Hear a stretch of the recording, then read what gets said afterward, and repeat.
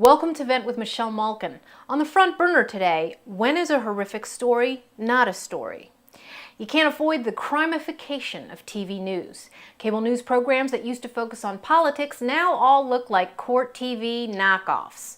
Grisly murders, kidnappings, rape. So why is it that some stories that reverberate with the American public don't make the airwaves? In my mailbox every day for the last several months, readers have asked about the tragic case of Chris Newsom and Shannon Christian. Here is their story. On January 6, 2007, the two young University of Tennessee students went out on a date. They were to go to a friend's house to watch movies, but they never arrived. Their night out would end in horror. First, they were carjacked at gunpoint while driving Christian's Toyota 4Runner. They were then taken to a Knoxville house where, according to the 46-count grand jury indictment, Chris Newsom was repeatedly gang raped while Shannon was forced to watch. The assailants tortured Newsom, shot him, and set him on fire near railroad tracks not far from the house. The attackers then tortured Shannon, gang raped her, poured bleach down her throat to destroy DNA evidence, and murdered her. There are unconfirmed reports that both Newsom and Christian were sexually mutilated. Newsom's gasoline-soaked body was found beside the railroad tracks the day after the crime.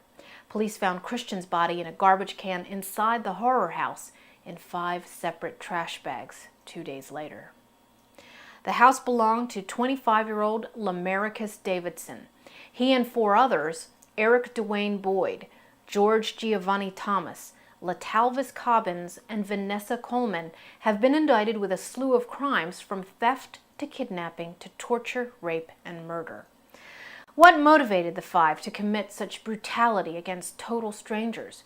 Was it theft? They did apparently steal several items belonging to Newsom, but ditched Christian's SUV shortly after the carjacking. Could it be racial animosity? The victims were white, and all 5 of the accused are black. Or could it be something else? Well, the national media that descended on Durham, North Carolina to give us every twist and turn of the Duke non-rape case, and the same national media that still reminds us of the racially motivated James Byrd murder and the killing of Matthew Shepard, hasn't asked why. In fact, the national media hasn't asked any questions about the case. It hasn't even reported it. The national media hasn't shown any interest in the crime at all. We get a steady diet of Anna Nicole, Natalie Holloway, and Jean Benet, and Paris Goes to Jail, but never hear about the Christian Newsom murders on cable, in the New York Times, or anywhere outside blogs in the Knoxville, Tennessee local media. Why? Bloggers have a theory. The national media isn't interested in this case because it doesn't fit any useful, politically correct narrative. The Duke case centered on a white-on-black crime and also fit a class warfare storyline, the rich and powerful exploiting a member of the downtrodden underclass.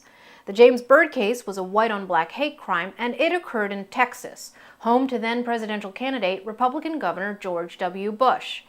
But this case, an attractive white couple murdered by 5 black thugs, doesn't seem to fit any political agenda.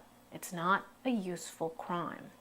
Reverse the races and just imagine how the national press would cover the story of a young black couple brutally murdered by 5 white assailants. The details of the crime make it a national story.